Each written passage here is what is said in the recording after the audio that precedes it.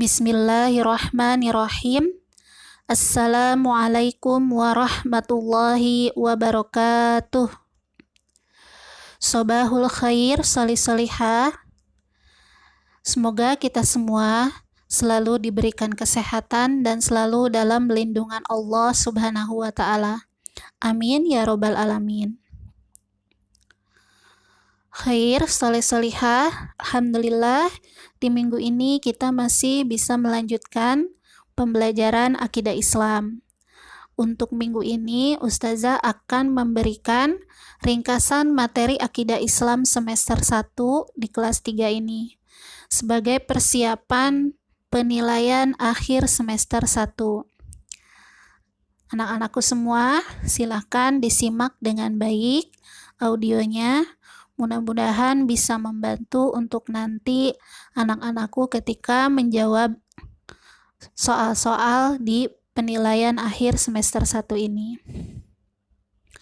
Khair, solih-solihah, sebelum kita mulai, mari kita membaca doa terlebih dahulu.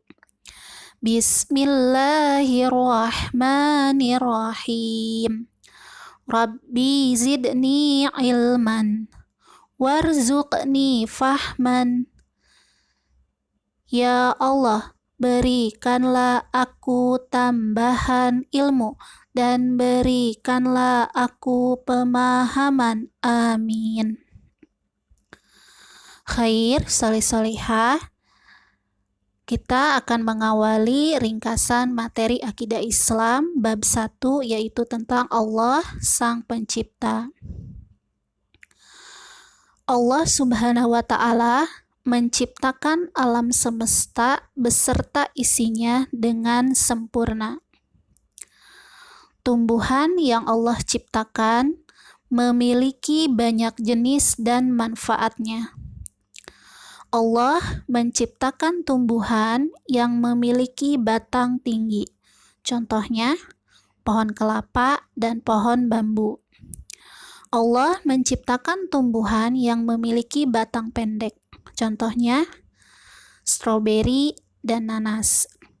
Allah menciptakan tumbuhan yang hidup di air, contohnya tumbuhan bunga teratai dan eceng gondok.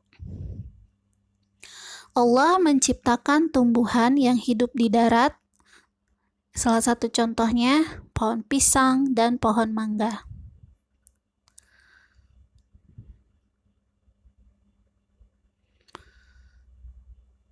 Al-Khaliq artinya Allah Maha Pencipta. Sebagai wujud rasa syukur kita kepada Allah Subhanahu wa Ta'ala, kita harus menjaga lingkungan dan alam sekitar dengan cara 1. Membuang sampah pada tempatnya, 2. Menanam pohon dan menyiramnya, 3. Membersihkan lingkungan kita, 4. Tidak mencabut dan merusak tanaman. 3 tanaman atau 3 tumbuhan dan manfaatnya. Lidah buaya manfaatnya untuk mencegah pencemaran udara, mengobati luka bakar, dan menutrisi kulit dan rambut. 2. Pepaya. Manfaatnya untuk melancarkan gangguan pencernaan, mengobati demam berdarah, dan mengontrol tekanan darah. Yang ketiga, jeruk nipis. Manfaatnya untuk mengobati radang tenggorokan dan batuk, dan juga mampu menahan tekanan darah tinggi dan mengobati amandel. Nah, itu 3 contoh tumbuhan yang Allah ciptakan beserta manfaatnya. Allahu Akbar artinya Allah Maha Besar. Allah Subhanahu wa Ta'ala menerangkan pada kita bahwa Allah lah yang menciptakan tumbuhan. Hal ini telah Allah jelaskan dalam surah Ar-Rahman ayat 10 sampai dengan 13. Quran Surah Ar-Rahman ayat 10. A'udzu billahi minasyaitonir rajim. Bismillahirrahmanirrahim. Wal arda wada'aha lil anam. Artinya, dan Allah telah meratakan bumi untuk makhluknya. Quran Surah Ar-Rahman ayat 11. Fiha fakihatu wan nakhlu dhatul akmam. Artinya, di bumi itu ada buah-buahan dan pohon kurma yang mempunyai kelopak mayang. Quran Surah Ar-Rahman ayat 12. Wal habbu dzul asfi warraihan. Artinya, dan biji-bijian yang berkulit dan bunga-bunga yang harum baunya. Quran Surah Ar-Rahman ayat 13. Fabi ayyi ala'i rabbikuma tukadziban. Artinya, maka nikmat Tuhan kamu yang manakah yang kamu dustakan? Pelajaran yang dapat diambil dari kisah Nabi Ibrahim yaitu 1. Allah Subhanahu wa Ta'ala adalah pencipta alam semesta. 2. Alam semesta dan seisinya memiliki kelemahan, sedangkan Allah tidak memiliki kelemahan. Memperhatikan alam mampu memperkuat keimanan pada Allah Subhanahu wa Ta'ala. Amal solih yang dilakukan oleh orang yang meyakini Allah sebagai pencipta adalah rajin beribadah, berzikir, menghafal Al-Quran, dan bersyukur atas semua nikmat yang Allah berikan. Khair, solih-solihah, selanjutnya kita akan memasuki ringkasan materi akidah Islam bab 2, yaitu Allah sebagai Al-Khaliq Al-Mudabbir. Allah adalah Al-Khaliq Al-Mudabbir, artinya yang maha pencipta dan maha mengatur. Allah mengatur planet agar berputar dalam jalannya atau orbit masing-masing dan tidak saling bertabrakan. Surah Al-Imran ayat 190 yang artinya, sesungguhnya dalam penciptaan langit dan bumi dan silih bergantinya malam dan siang, terdapat tanda-tanda bagi orang-orang yang berakal. Dari surah Al-Imran ayat 190, kita dapat mengetahui bahwa 1. Allah yang mengatur alam semesta. 2. Allah mengatur terjadinya siang dan malam. 3. Manusia harus berfikir agar semakin beriman kepada Allah Subhanahu wa Ta'ala. Penjelasan terkait garis edar tata surya telah Allah gambarkan dalam Al-Quran Surah Al-Anbiya ayat 21, Surah Yasin ayat 38-40, Surah Az-Zariyat ayat 7. 3 hikmah diciptakan siang dan malam adalah 1. Allah menciptakan malam agar manusia bisa beristirahat dengan nyaman dan tenang. 2. Diciptakannya siang agar manusia berusaha untuk mencukupi kebutuhan hidupnya. Karena waktu ini baik untuk berinteraksi dengan yang lain.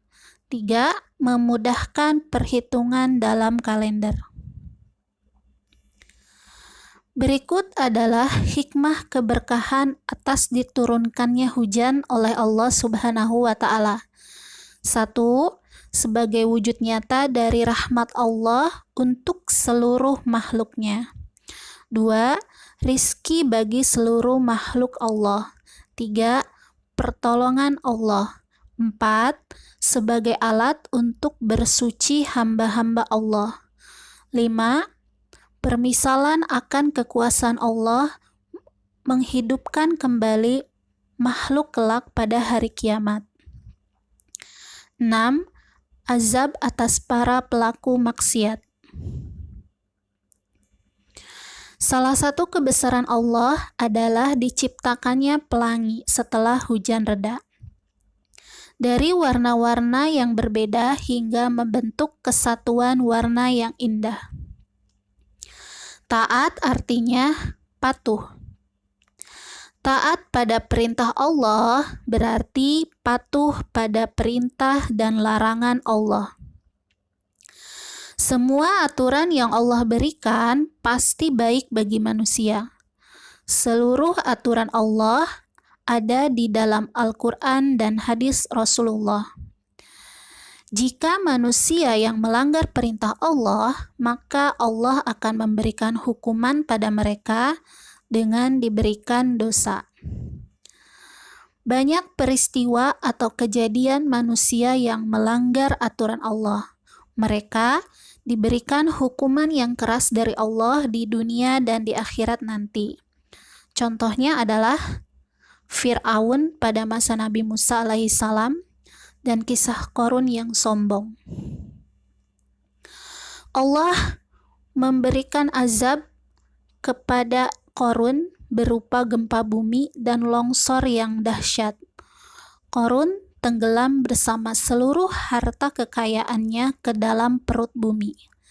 Tak ada sedikit pun harta yang tersisa. Seluruhnya bahkan rata dengan tanah.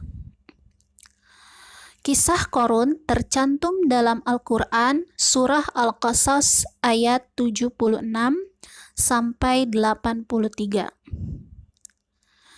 Dalam surah Al-Kahfi terdapat 3 kisah di dalamnya. Di antara ketiganya, kisah 7 pemuda beriman dan seekor anjing yang bersembunyi di dalam gua karena kejaran tentara raja yang kafir.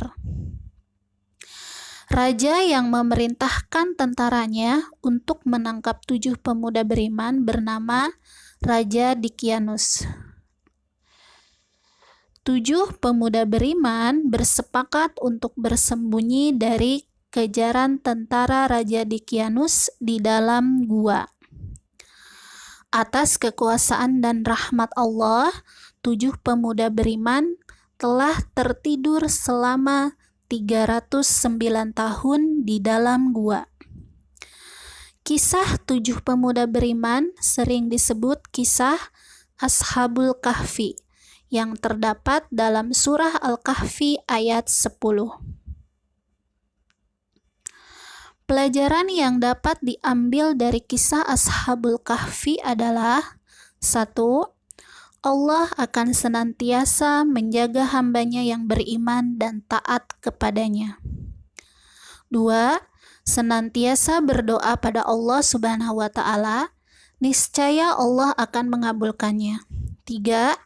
Senantiasa yakin dan beriman pada Allah dalam kondisi apapun. Dalam keadaan senang atau susah, kita selalu mengingat Allah Subhanahu wa Ta'ala. Khair, solih-solihah. Selanjutnya kita akan memasuki ringkasan materi Akidah Islam bab 3. Yaitu beriman kepada Nabi dan Rasul Allah Subhanahu wa Ta'ala. Para Nabi dan Rasul adalah utusan Allah. Mereka yang diberi wahyu oleh Allah Subhanahu wa Ta'ala. Mereka juga memberikan suri tauladan atau contoh yang baik bagi umatnya. Nabi adalah manusia yang memperoleh wahyu dari Allah Subhanahu wa Ta'ala, tetapi tidak wajib menyampaikan kepada umatnya. Rasul adalah Manusia yang memperoleh wahyu dari Allah Subhanahu wa Ta'ala dan wajib menyampaikan kembali kepada umatnya. Allah Subhanahu wa Ta'ala memerintahkan kita untuk mengimani nabi dan rasul. Hal ini tercantum dalam firman Allah, yaitu surah An-Nisa ayat 136. Dari 25 nabi dan rasul tersebut, ada 5 nabi yang mendapatkan gelar ulul azmi. Rasul ulul azmi adalah nabi yang memiliki ketabahan yang luar biasa dalam melaksanakan tugas-tugasnya. Rasul yang tergolong ulul azmi adalah Nabi Nuh alaihi salam, Nabi Ibrahim alaihi salam, Nabi Musa alaihi salam, Nabi Isa alaihi salam, dan Nabi Muhammad sallallahu alaihi wasallam. Mukjizat 5 Rasul ulul azmi adalah: 1. Mukjizat Nabi Musa alaihissalam. Nabi Musa mampu membuat sebuah kapal besar yang dapat ditumpangi oleh semua makhluk yang beriman dari kaumnya, beserta hewan-hewan yang hidup di zaman itu. Mukjizat Nabi Ibrahim adalah tidak terbakar oleh api pada saat Raja Namrud memerintahkan untuk membakarnya. Mukjizat Nabi Musa dapat mengalahkan para ahli ilmu sihir pengikut Fir'aun. Tongkat Nabi Musa dapat berubah menjadi ular dan dapat membelah lautan, serta telapak tangan Nabi Musa dapat mengeluarkan cahaya.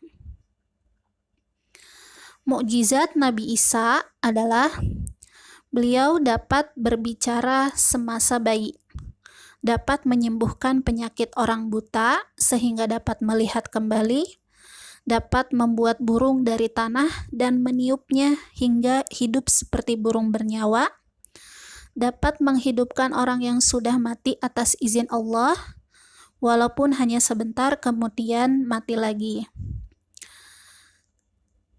Mukjizat Nabi Muhammad SAW. Nabi Muhammad memiliki beberapa mukjizat dari Allah. Di antaranya, 1. Dapat membelah bulan menjadi 2 atas izin Allah Subhanahu wa Ta'ala. Peristiwa Isra dan Mi'raj. Lalu yang ketiga, Al-Quran.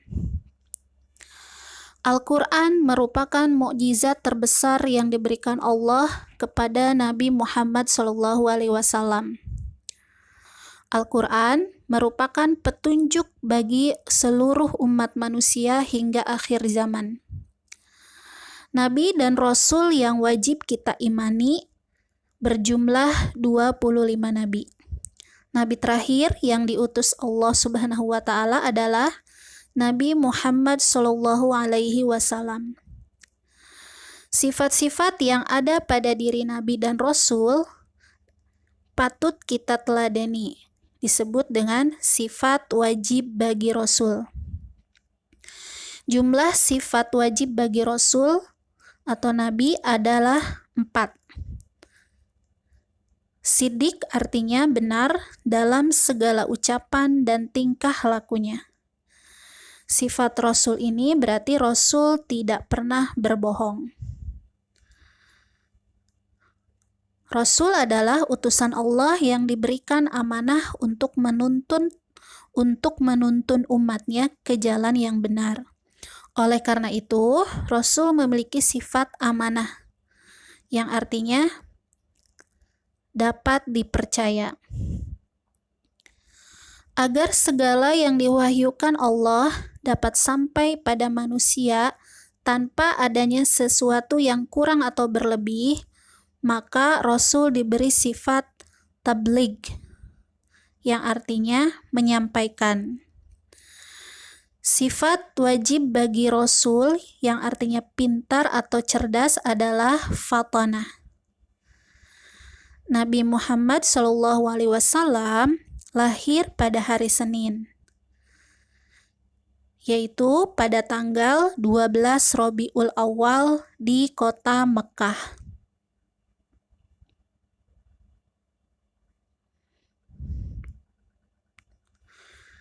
Pada waktu kelahiran Nabi Muhammad, pasukan yang dipimpin Abraha menghancurkan Ka'bah mengendarai gajah dengan jumlah ribuan. Maka tahun kelahiran Nabi tersebut sering disebut tahun gajah. Nama ayah Nabi Muhammad adalah Abdullah bin Abdul Muthalib. Nama ibu Nabi Muhammad adalah Aminah. Nabi Muhammad diangkat menjadi Rasul pada usia 40 tahun. Nabi Muhammad diangkat menjadi Rasul pada tanggal 17 Ramadan tahun 611 Masehi. Nabi Muhammad menerima wahyu pertama di Gua Hira. Wahyu yang pertama kali turun pada Nabi Muhammad adalah Quran Surah Al-Alaq ayat 1-5. Dikisahkan ada seorang kakek Yahudi buta yang selalu menghina dan mencela seorang nabi di sudut pasar Madinah. Nabi tersebut bernama Muhammad Shallallahu Alaihi Wasallam. Sikap Nabi Muhammad kepada kakek Yahudi adalah memberikan makanan dan menyuapinya setiap hari sampai beliau wafat. Seseorang yang menggantikan Rasulullah untuk memberikan makanan dan menyuapi kakek Yahudi adalah Abu Bakar. Ibrah atau pelajaran yang dapat diambil dari kisah Rasulullah dan seorang kakek Yahudi adalah jika orang lain berbuat buruk, kita tidak membalasnya dengan keburukan. Selalu menjaga akhlak mulia dalam keadaan apapun dan pada siapapun. Khair, solih-solihah. Alhamdulillah, itu tadi ringkasan materi Akidah Islam semester 1, yaitu dari bab 1 sampai dengan bab 3. Silakan solih-solihah semua menyimak dengan baik audionya. Semoga Allah berikan kemudahan ketika nanti pelaksanaan penilaian akhir semester 1. Khair, solih-solihah, Ustazah cukupkan. Mohon maaf bila banyak kesalahan. Wassalamualaikum warahmatullahi wabarakatuh.